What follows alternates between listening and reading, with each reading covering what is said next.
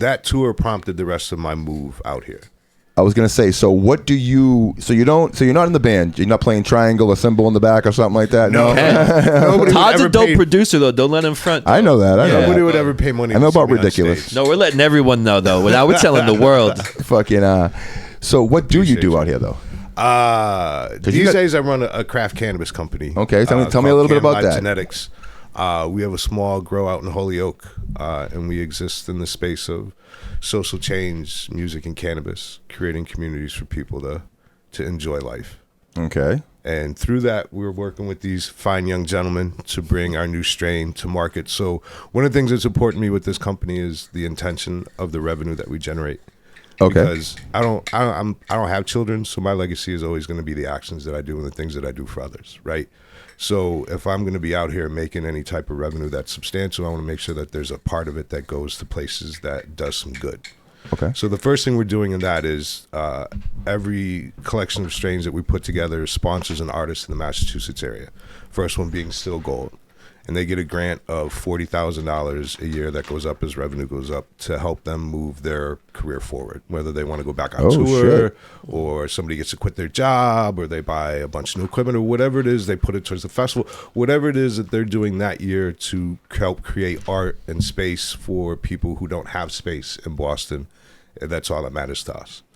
So we're making sure that everything that we do has an impact that is going to help the community, because there's not enough help for the community, just to be honest. I agree on both sides, on the cannabis side and on the music side.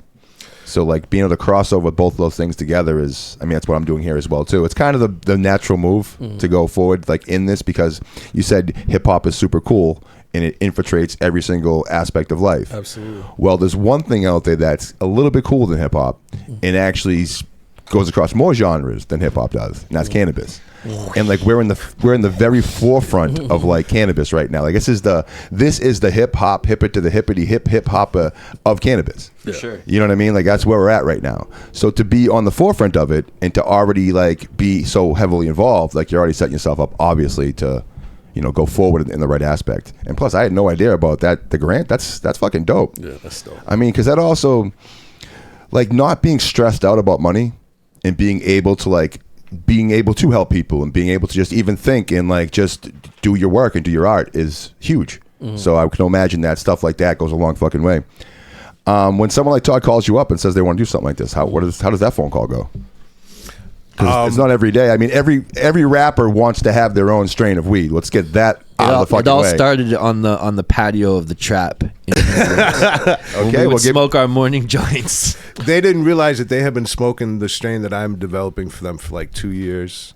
And that's the gold. That's the gold leaf. That's the gold leaf. So, and that was the one that hit 40. Yeah. That was the one that hit 40, 41. Well, people, they got to know that. I mean, that's some fucking good weed, dude. I went up there and saw the weed. It's amazing weed. Yeah. Let's make sure we tell the people that this is fucking amazing fucking weed. We do all right. You know what I mean? Yeah, like something like that. We're lucky enough to have a really good run out of our last development cycle out of development facility. How long have you been growing for? Like 12 years. Yeah, okay. And then my partner was growing for 10 on his own. And we were developing strains for the legacy market, because I don't understand selling something somebody else has, because then you're just arguing price at that point. And that isn't good business to me. So when we were in the legacy market, we had all of our own strains to begin with.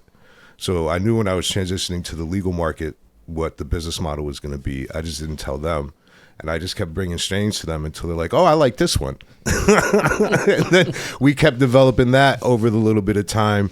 And then when I came to them, I was like, yeah, the orange stuff that you've been smoking that you guys like, I was like, well, this is what we want to do with it. And it was a much easier conversation.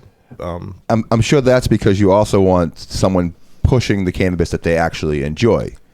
Well, yeah, and that's a part of the company, right? Yeah. We're doing it to be nice, but there also is a business model behind it, right? It gives me their audience, which is generally pretty cannabis friendly, to come in and offer more support to the band and give them another way to support the band, not just through T-shirts and ticket sales, but also through cannabis, which is then an experience on their own that then helps them a lot of times in their life, whether it's anxiety or sleep or whatever the other things is. So if we can bring things to market that are going to help Still Gold move forward, but also help their fans live a better life, that's really the intersection we're trying to be at. No, it's it's dope. I mean, like I say, when you get the call, like, how do you feel about that? Yeah, I mean, you go, yeah, that sounds like a good idea, man. You know what I mean?